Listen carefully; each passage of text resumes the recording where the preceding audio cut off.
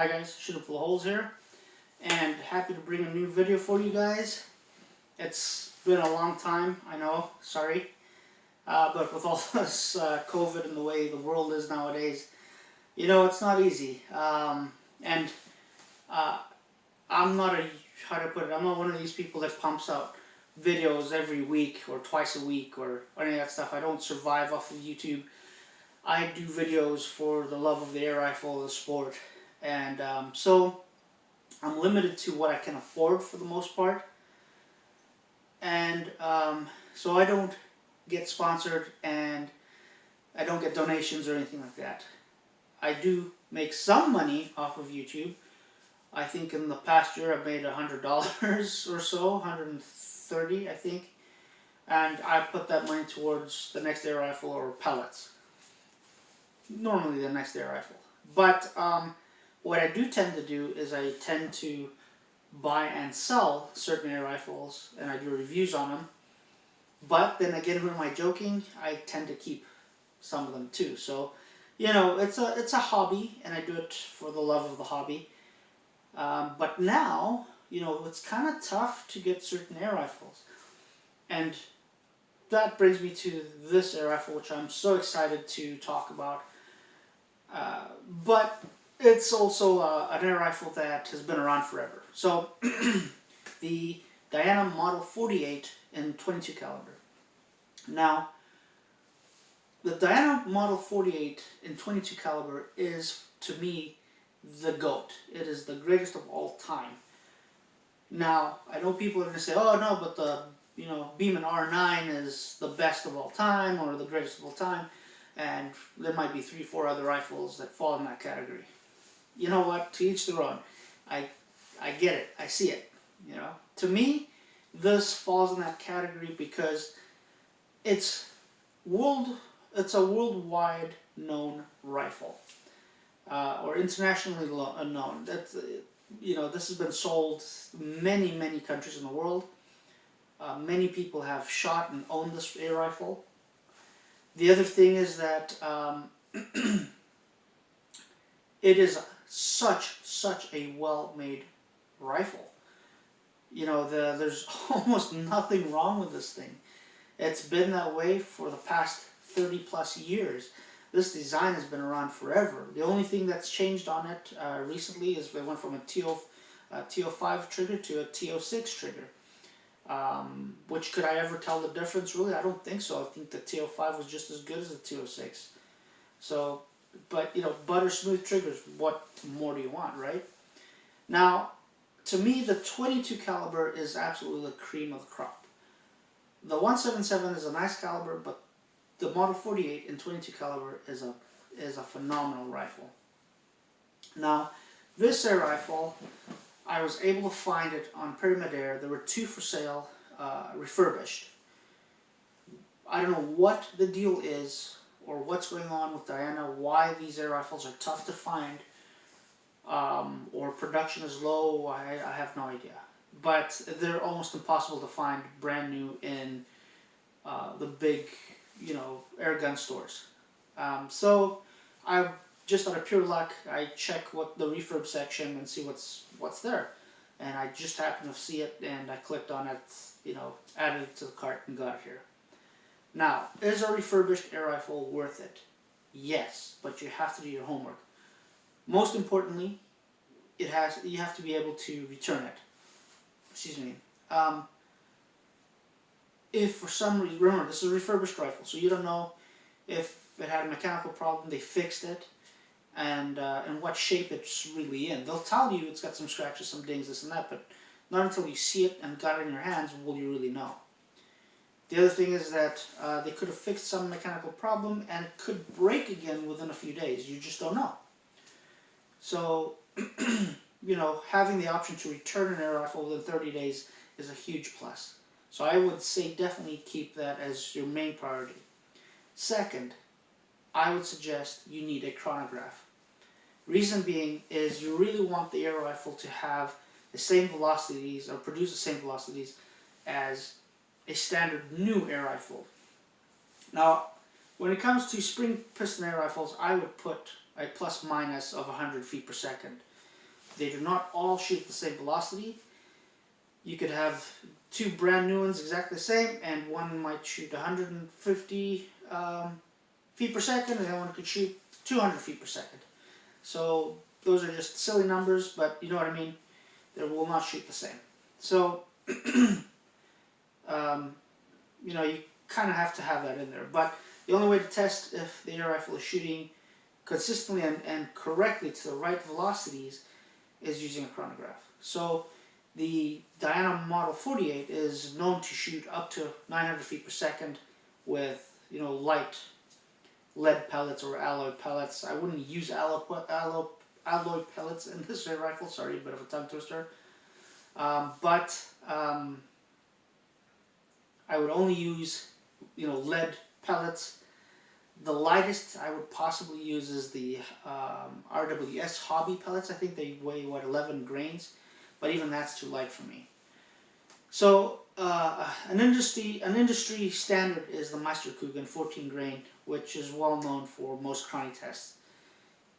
I've reviewed other people's videos and other information using the Meisterkugelns, and it's anywhere around, you know, 850 feet per second.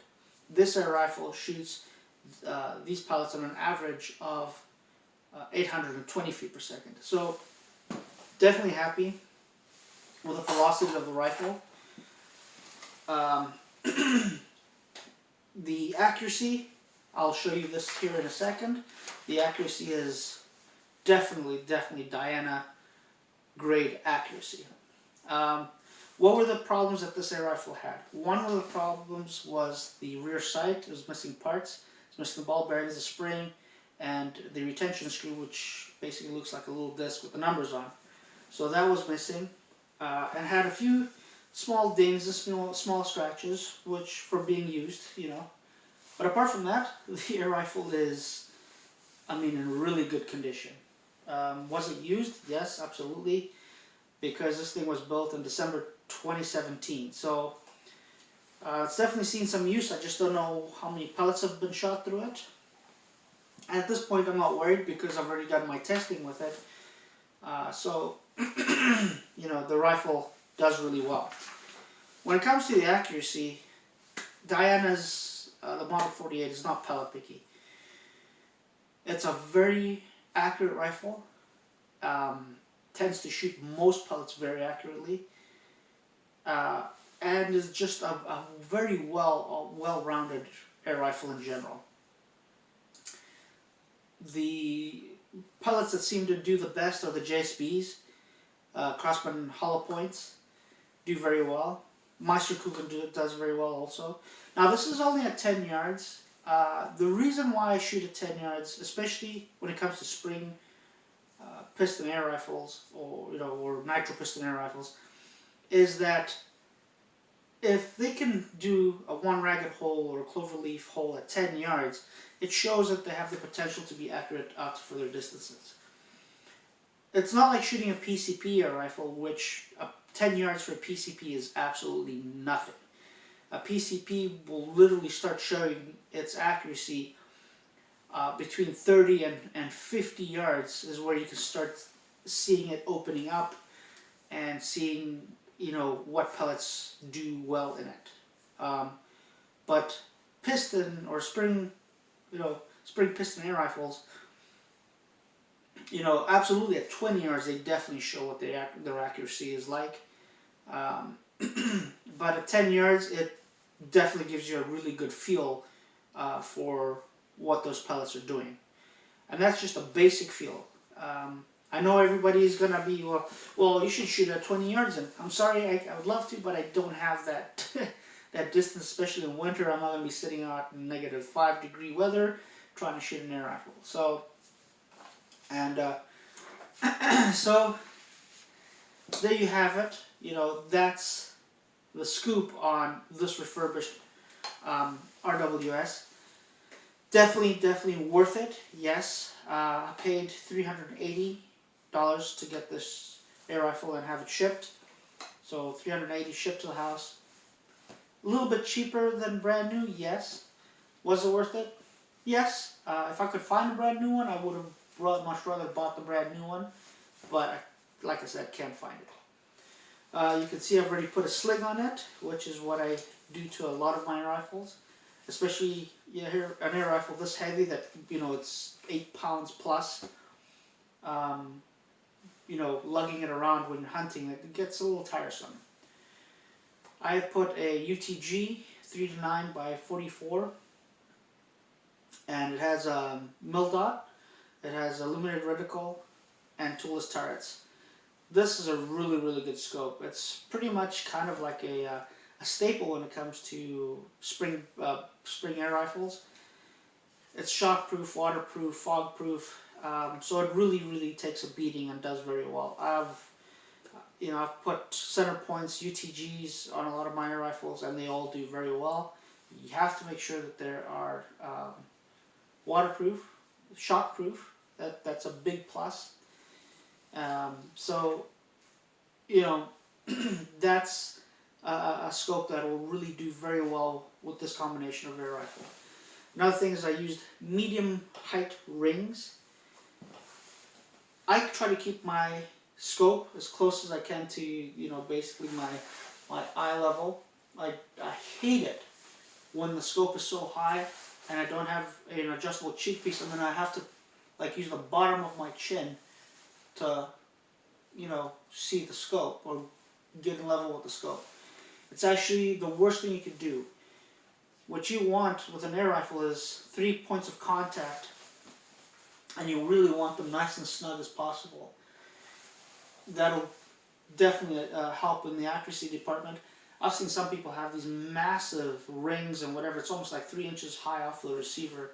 And I'm like, why would you want to try and shoot your air rifle like that? Anyway, to each their own, but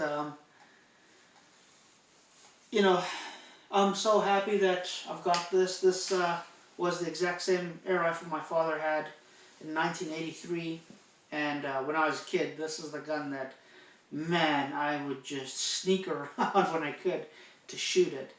God forbid my dad ever, found out and would whip me, that's for sure. But, and he loved this air rifle more than a lot of his firearms. So, but then back then, this thing was also a pricey thing to have. It was not just, not everybody had one of these things. So, very happy to have this back in my safe. I used to have one about 10 years ago, but in 17 caliber. Great air rifle, did very well. But a friend of mine, really enjoyed shooting it, and he said, "Hey, can I buy it from you?" And I said, "Yeah, it's alright. I was thinking of another air rifle at that time," and I said, "Sure, I'll sell it to you." And then I said, down the road I'll get this back. Can't believe it's taken this long to decide on it, and I'm happy it's here now.